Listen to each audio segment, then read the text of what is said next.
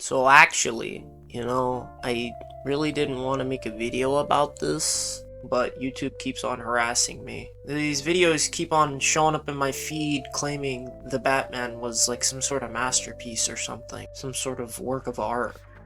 Like, this is our Odyssey. This is our Shakespeare.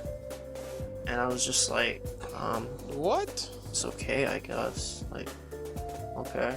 And then they're like, no, it's good. I'm like, okay, leave me alone. No, it's good. Leave me alone. I don't know you, you dirty hooker. So now we're here. I'm making the video. The Batman, it's an average movie. It has a lot of good, it has a lot of bad. Thanks a lot. Subscribe.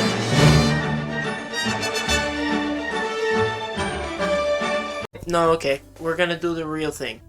Okay. So, a little background. I used to be a Batman boy. I used to be a real Batman fanboy. I like Batman, he's pretty cool. Actually, I used to really love the Christopher Nolan Batman movies.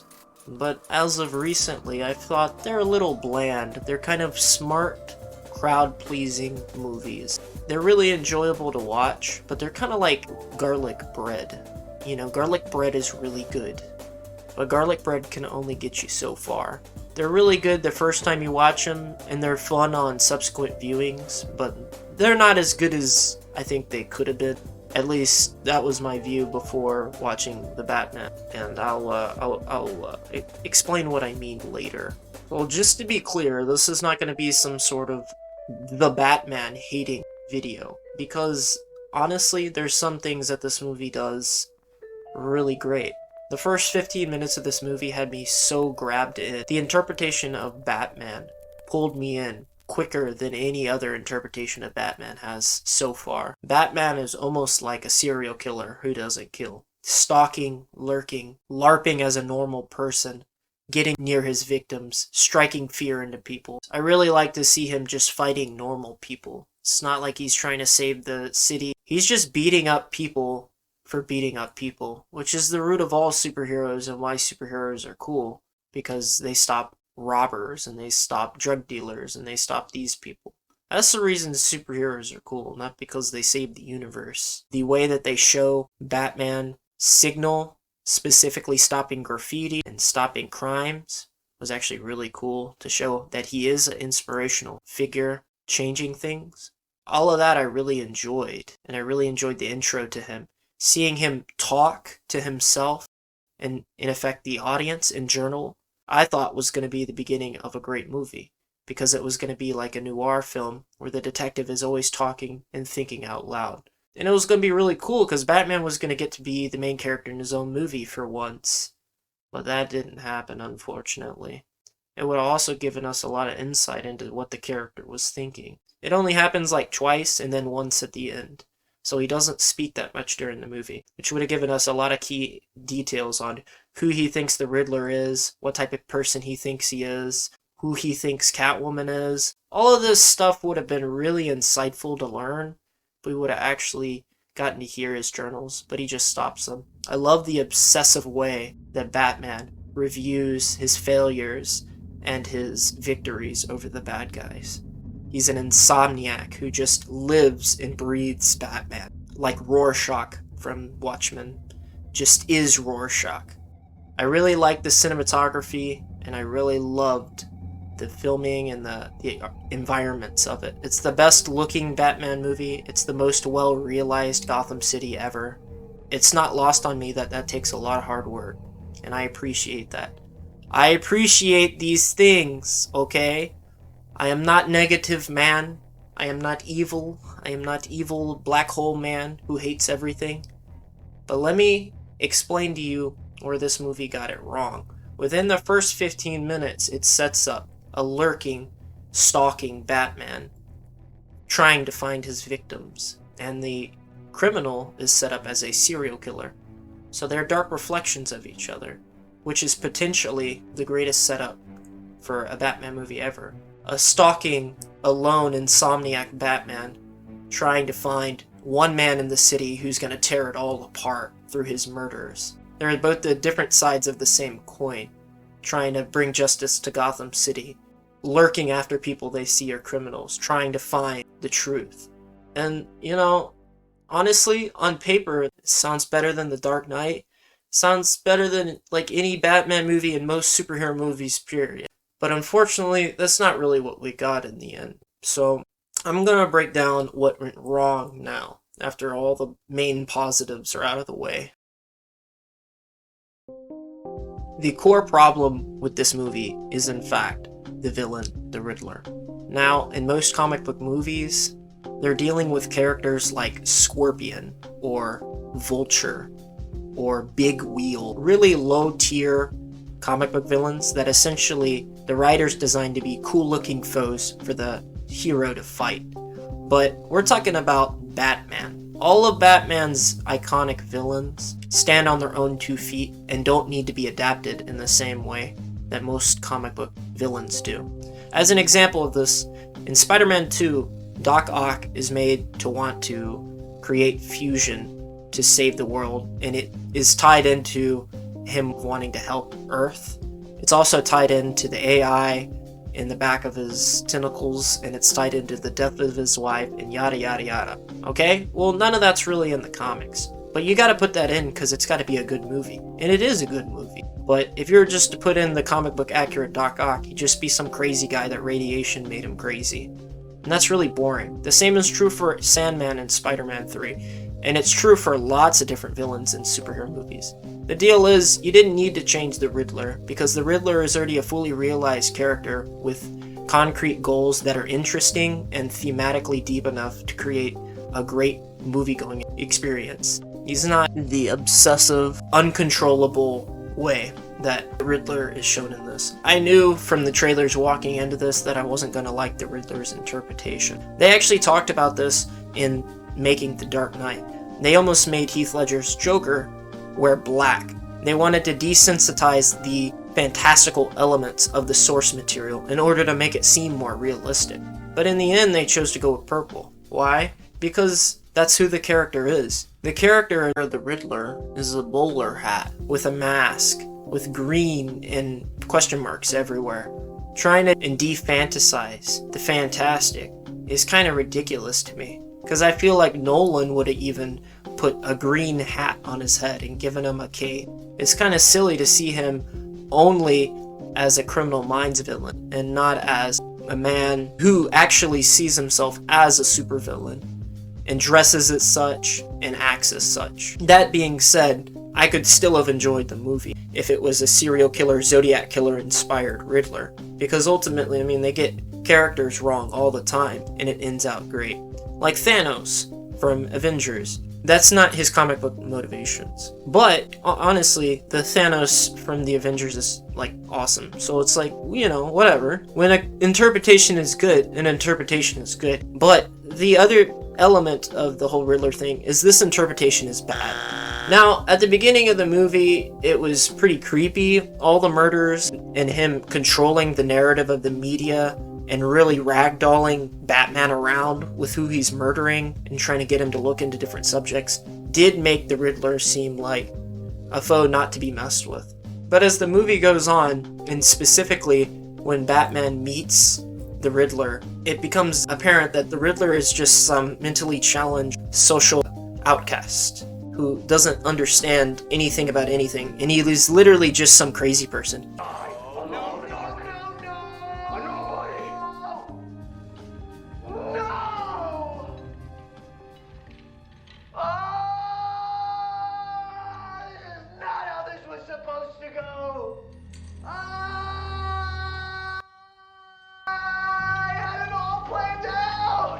He's not actually an equal opponent to the Batman. He's just some crazy person who got some crazy people to follow him online, which is really lame. He probably wears a diaper. None of his followers even know how to use the guns that they shoot at the end. They can't aim. They shoot like 3 or 4 shots at the mirror, and they hit like one of them. They're constantly missing Batman while he's in front of them for like 20 minutes. It's honestly ridiculous to see how incompetent this villain is, and how simple his riddles are as well. I was blurting out the answers to the riddle in the middle of the movie while I was watching it, and people were like, shh, be quiet. quiet, we're watching the movie. Shh. Nah, they're saying shh because they were all sleeping. This movie's boring. And I like boring movies, but this movie's really boring. Now, there's a quote from Christopher Nolan when he was talking about Batman Begins. He said he didn't think that the Batmobile would fit into his world, and the studio didn't mandate it, but he felt like the audience really wanted the Batmobile, so he actually did go ahead and put it in. He had to change it a lot to put it in, but it actually ended up being one of the best part of all of these movies. But at the end of the day, all of the elements of Batman are there in this movie. You have Catwoman, you got the Batmobile, you don't really have like a traditional Batcave, but it's whatever, it's pretty close. You have like a Wayne Manor looking thing, but the problem with it is it's not done in an exciting manner.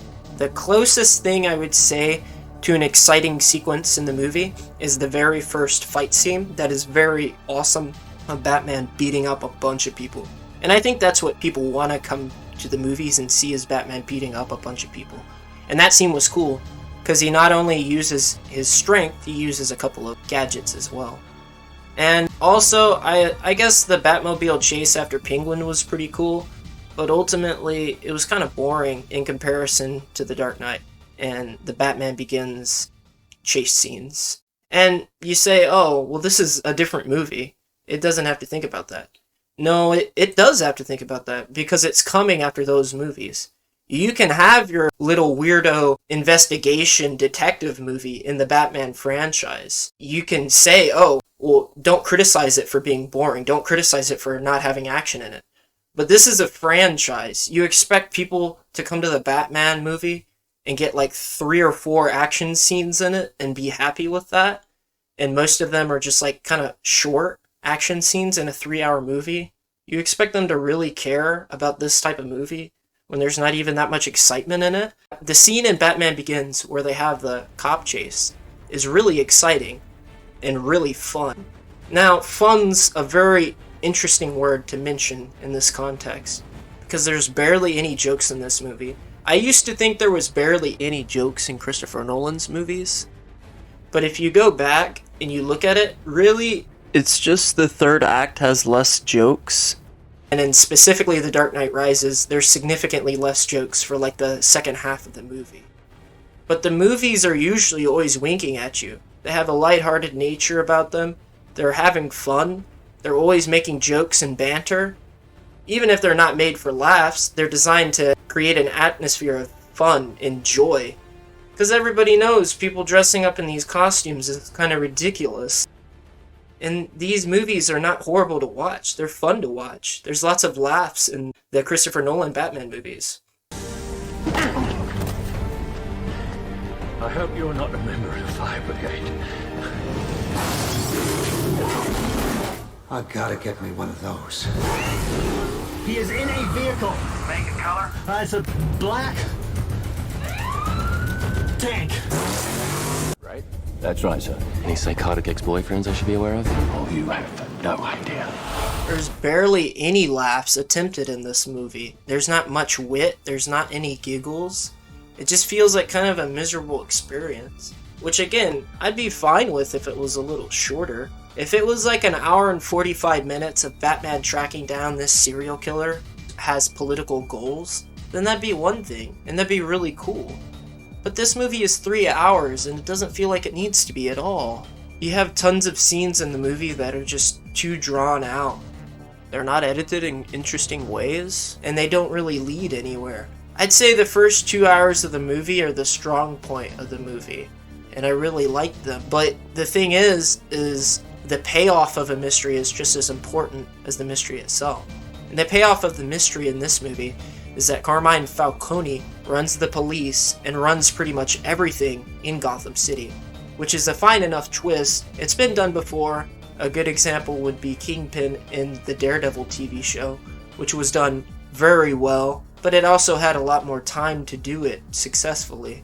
And I wasn't expecting it to be done as well in a movie with less time. But the entire third act should have been focused on Carmine Falcone's power, if that's what the twist was going to be. Carmine Falcone should have been the main villain of this movie if that was the twist.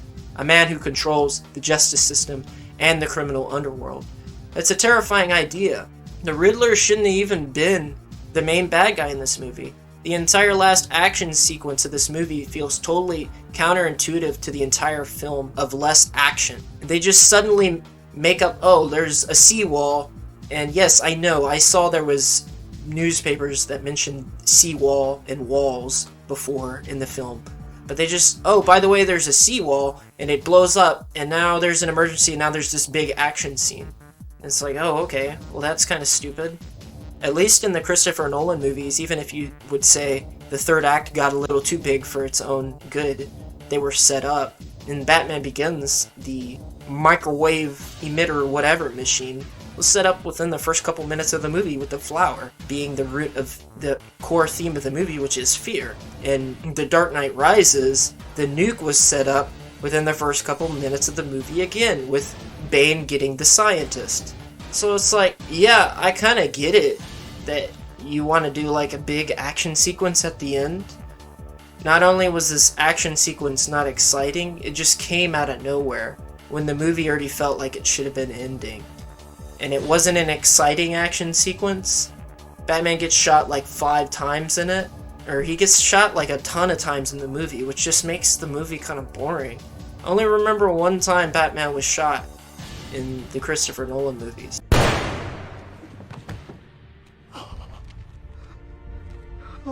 And it packed a lot of punch. It was like, whoa, Batman might be dead. In this one, he's just getting shot all the time. What the heck is the deal with that? What are you doing? What are you doing? Okay, so like another problem with this movie, I guess this is how modern filmmakers film their movies, is they film 17 hours of footage like it's a documentary series instead of writing a clear story. As someone who makes 20-minute long videos on YouTube, I completely understand 100% what it means to be a $100 million film director. I fully understand what the director's going through. Totally and completely.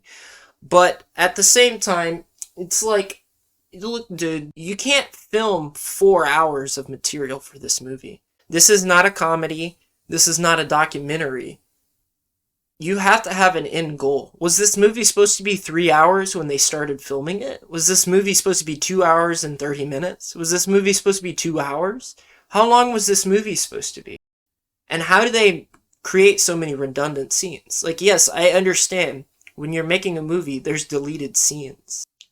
But it feels like this whole movie could have been a deleted scene. They similarly talked about this when they made The Last Jedi, another film that seems like they just threw a bunch of stuff at the wall and saw what sticks. They have like an hour of deleted scenes. How does that even make sense? I guarantee you, when you look at Christopher Nolan's pedigree, he probably had 1 or 2 or 3 deleted scenes from Batman Begins, maybe 1 deleted scene from The Dark Knight. And by the time he got to The Dark Knight Rises, he probably didn't have even 1 scene that was deleted. Because he writes the script, and then he films the scripts. He doesn't base his editing process in his filmmaking process based on, we're going to film a bunch of stuff, and then what tests good with audiences is what we're going to put in the movie. That's not how you make a movie, and that is how you made this movie. So don't give me that, oh, this is some sort of brilliantly crafted movie. This movie was made by filming a bunch of stuff and then testing it with audiences. Don't you give me that this movie is art, okay? This movie would have been great with the same exact crew and designers of the environments and the set, costumes and all of that, but just with a different writer and producers. Because this movie lacks a good conclusion. This movie just is kind of aimless and going all over the place. It doesn't know where it's going. No. The movie ends on Batman riding on a motorcycle and Catwoman riding away from him on the motorcycle. And it's just kind of like, I guess that's the end. It just packs no punch. It's just some scenes in a sequence. A couple of the scenes are really good. A couple of the scenes I really liked. A lot of the ideas I really liked. But it just feels like this is Diet Batman. Like, this isn't a movie. This is like test footage or something. This is just filmed to be filmed. Like, oh, we filmed 15 minutes to prove that we can make a Batman in this style. Except they filmed 4 hours. There's no conclusion. There's no thematic punch. There's no real statements about society. Society's really bad. Okay. Yeah, we knew that. And Batman probably can't fix that. Well, I mean, the Nolan movies never said that. Really, none of the other movies really said that. So I guess they're kind of taking the darker side, the darker view on it. But that's really all we get. Batman probably can't fix this. Okay. Well, thanks a lot. And we get like an MCU teaser at the end for Joker and the Riddler. Like, what kind of joke is this? At the end of Batman Begins, they set up Joker as a villain because it was like, oh my gosh, I can't wait to see what they do with the character. This is set up like, oh man, you can't wait to see what Doc Ock does whenever he fights with the Green Goblin, and then they make the Sinister Six. It's like, I don't care about the Sinister Six. I don't even like the Riddler as a character. I don't even know who this Joker as a character is. Why would I care if they team up? What a ridiculous idea. It's like, you totally dropped the ball on this character. You made him incompetent. The key to his riddle was taking his floor off in his apartment. The key, the puzzle piece key to all of this, was a tool used to take the floor off. And it's like, is that clever? No, it's not clever. Why are you doing that? What is this movie? This isn't smart.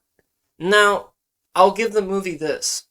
Within the last hour, it did almost have me, because there was a scene in which Batman meets the Riddler at the asylum, and that scene almost had me really hard, because the idea that Batman would face off against his mental opponent, obviously the confrontation would not be in some huge bombastic fight.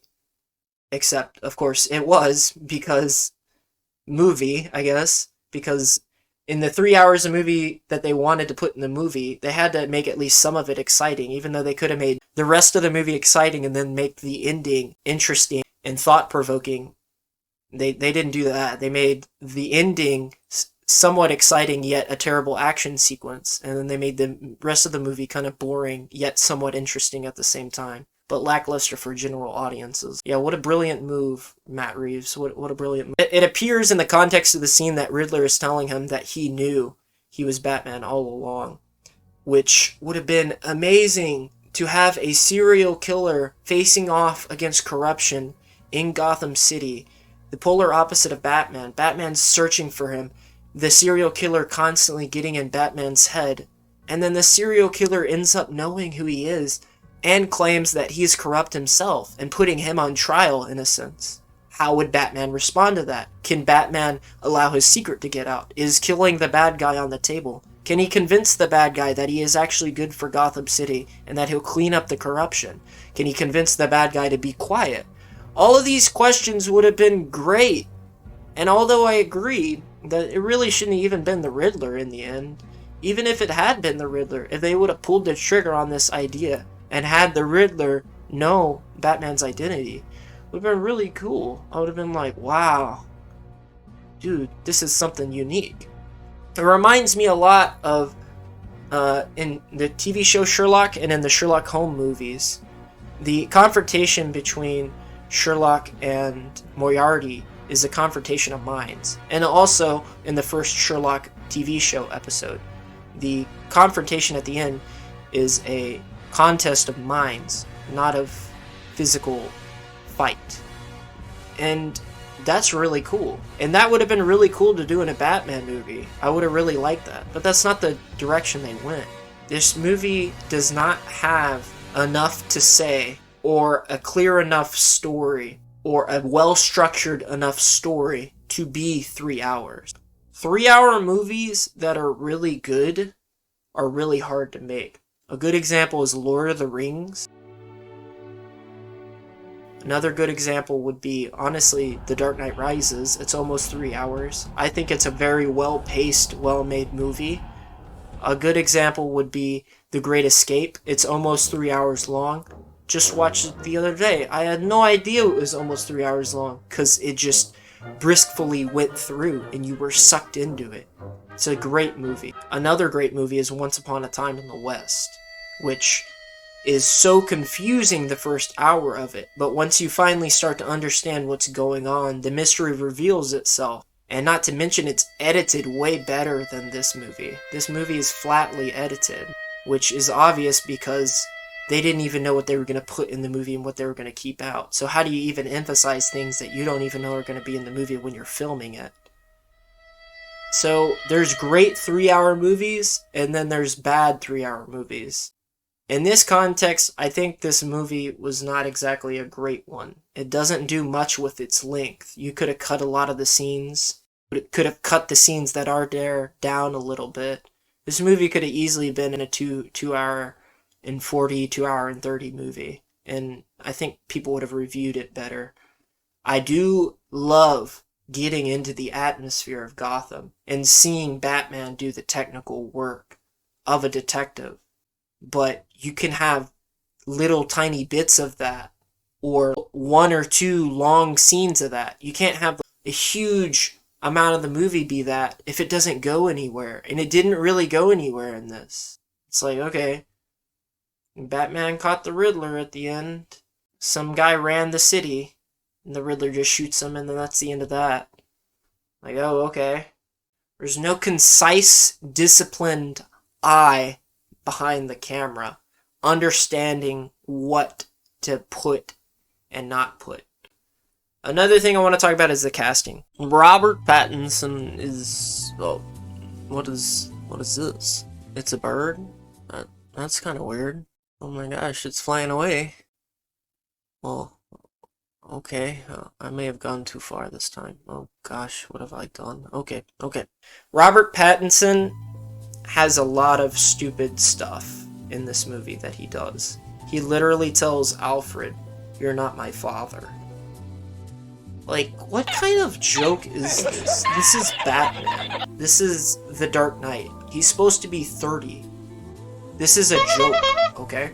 On one hand, I really like Paddington, whatever his name is. I like this guy's interpretation of Batman. But on the other hand, he's a little whiny emo kid. And I kind of thought they might do this walking into the movie. But I'm kind of surprised that they went as far as they did. Another negative element of this portrayal of Batman is Bruce Wayne is non-existent. Now, Bruce Wayne is actually Bruce Wayne in like maybe 3 scenes of this movie. Bruce Wayne, as Bruce Wayne, has probably a total of like 20 or 30 lines of dialogue in this movie. He is not a public figure, and the director said he wanted him to be like some sort of private weirdo. And it's like, well, that's not very interesting at all. That just means he's not a character. And it's not a new interpretation. We've actually had that interpretation twice. We had it in The Dark Knight Rises, and then we had it in Batman vs. Superman. We just got done having it. Why are you doing that interpretation again? Now I understand you wanted to do the obsessive, crazy kind of Batman, where he's almost always Batman. He's always LARPing as a homeless person in the subways, looking for criminals, so then he'll change into Batman and fight them. I understand that, but the Bruce Wayne persona is important because it not only answers the city, what does Bruce Wayne do with his spare time? It also helps us see a glimpse into Batman's personality and his humanity. That the fact that he can be a normal person if he wanted to. He could live a normal life.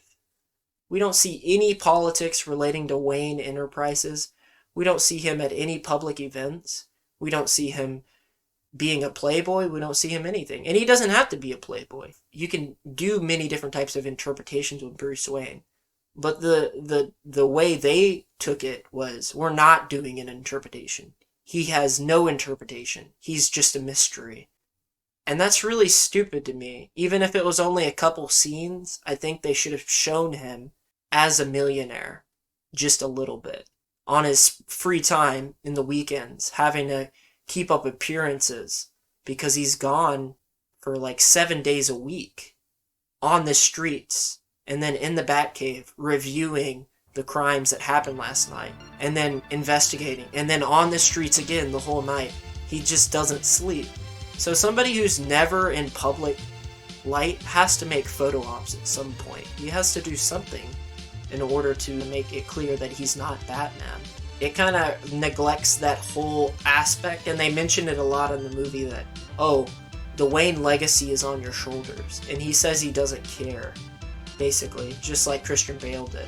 But in Christian Bale's movie, a huge amount of the movie was dedicated to the politics of Wayne Enterprises, the money behind it, gaslighting the public, making sure they don't know that he's Batman. And in this movie, he just feels kind of empty, because he just feels like a rich, crazy person who lurks in the night and fights people. So his legacy doesn't matter at all in the public's mindset. A public figure. He's just some weirdo whose parents were killed. They were important, but he's not important. Kind of ruins the point of Batman a little bit. Also, I'm tired of hearing people complain about, in Batman vs. Superman, they show Bruce Wayne's parents dying, and in The Amazing Spider-Man, they show Uncle Ben dying, and that's retreading ground. And it's like, no, it's not retreading ground. You have to have the origin there. Now, you can keep it small. You don't have to do a 10-minute scene around it. Or you can show it in other ways other than showing it directly. But you have to explain it, because for the first half of this movie, it's not really clear why Batman's doing what he's doing if you have no external knowledge of the source material. And it's also not clear at all in the movie why he dresses like a bat. And you say, well, everybody knows that. No, everyone doesn't know that. And it could have been a 1-minute scene where you answer 2 questions, or it could have just been his narration that they stopped doing in the movie for no reason. Not knowing the core motivation of your character for a long time of the movie, or not at all, is a definite hole in this movie. These superheroes are nothing without their origin, and you have to at least explain enough so the audience can understand the context of why they're doing what they're doing. Also, the casting, Commissioner Gordon's really good in this. Besides that, I thought most of the casting was pretty off. It's definitely the weakest out of the 3 main Catwoman interpretations we've had. It's not a bad interpretation, but it's like the weakest. Alfred is easily the weakest we've had out of the 4 main interpretations. Smeagol does not make good Alfred. I'm sorry. He doesn't fit Alfred. If you don't do Alfred correct, or a character like Alfred, then you basically miss out on the fact that Bruce Wayne is a human, and that Batman is grounded in a reality, and that somebody cares about him. And this movie doesn't really have that, because he doesn't have that almost motherly possession of Bruce. This is just like, I don't even know who this guy is. And it feels kind of like that, where it's like, you had the definitive version of Batman, and this one comes after the Nolan trilogy. And I like a lot of the stuff with Batman, but I also dislike a lot of it. And then a lot of the cast are not as cool as the comic books, or as cool as the previous interpretation in the movies. So it just feels like some lesser version, some meandering version that's LARPing as a real movie. You know why this movie is 3 hours? It's because the director is undisciplined and does not know what to film, but also it's to LARP in the wake of the Joker and all of this talk of, are superhero movies real movies? It's to LARP as a real movie. Like, oh, well, Endgame is 3 hours long. That makes it a real movie. It's like, well, I mean, it's not really like a character-based drama. It's not a work of art. So when you make it 3 hours, you're basically LARPing as a real movie. Because The Lord of the Rings is an impactful, deep movie. A character-driven movie. That is a work of art. Really long, well-made, well-known movies, those are works of art. But it's like, they made this movie 3 hours to make it seem like, oh, well, it's a real movie. Yeah, but it's all stuffing. A lot of this movie doesn't even need to be there. So why would you say this is a real movie? That doesn't make any sense to me.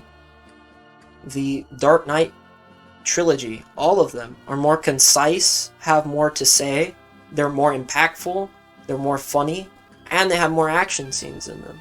So yeah, this movie's shot better. Congratulations, you know? You failed on almost every metric most people usually look on. I guess it's a real movie though, because everybody loves it. Because, oh, it's so well shot. and it's so dark, and it's so creepy, and there's barely any action in it. Scooby-Doo could solve this mystery, but there's not action in it. If there's action in it, that means it's a dumb movie made for little Marvel fanboys. Because there's a lack of action, then that means it's smart. You see, Miss Frizzle from the Magic School Bus could solve these mysteries and these riddles, but this movie is smart, you see. It's smart. This movie was made for, like, armchair intellectuals to call it the best movie ever. But in 20 years, I can guarantee you this Batman movie will not be looked at in favorable light. The Dark Knight trilogy will. Even The Dark Knight Rises, people criticize it all the time. The Dark Knight Rises will be seen in very positive light in 20 years.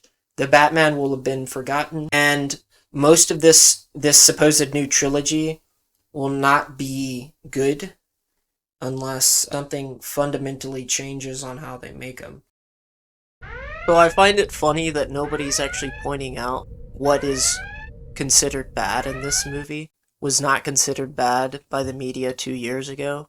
Really, there should be tons of articles on the internet saying the Batman is right-wing propaganda because public property damage, graffiti, murdering politicians, all of that is bad in this movie. When really, just 2 years ago, the Twitter mobs were doxing people. There were riots on the streets, people were getting killed, all in the name of justice. And I find that the cognitive dissonance of people is so incredibly high that they did not notice that it's all the same things in this movie, but they don't consider it correct in this movie. They consider it bad. They think it's bad in the Batman movie, but in 2020, all of that stuff was for the greater good. And if you think the Twitter mob doesn't want to murder people, you don't go on Twitter enough.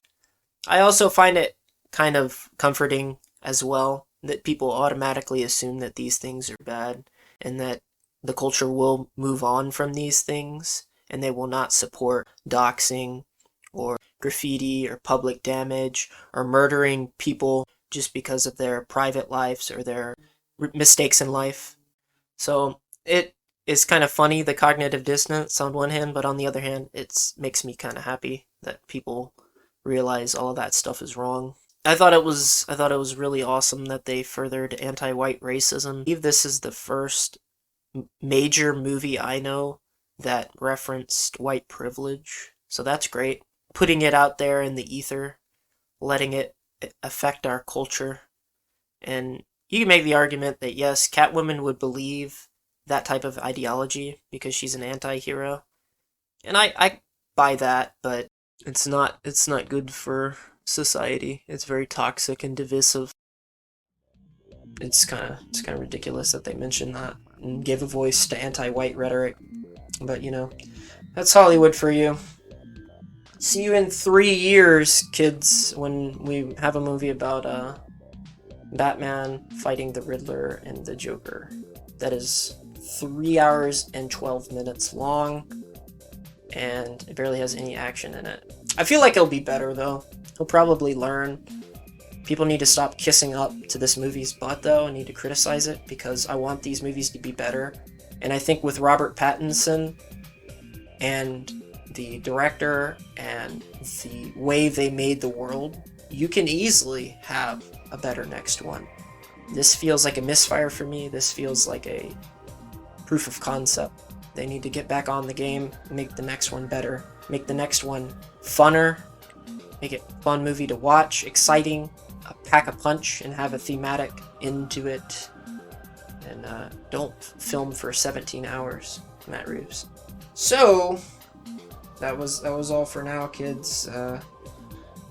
Maybe next one will be better, maybe. So we'll see, won't we? Y'all have a fantastic little day you got there, yeah.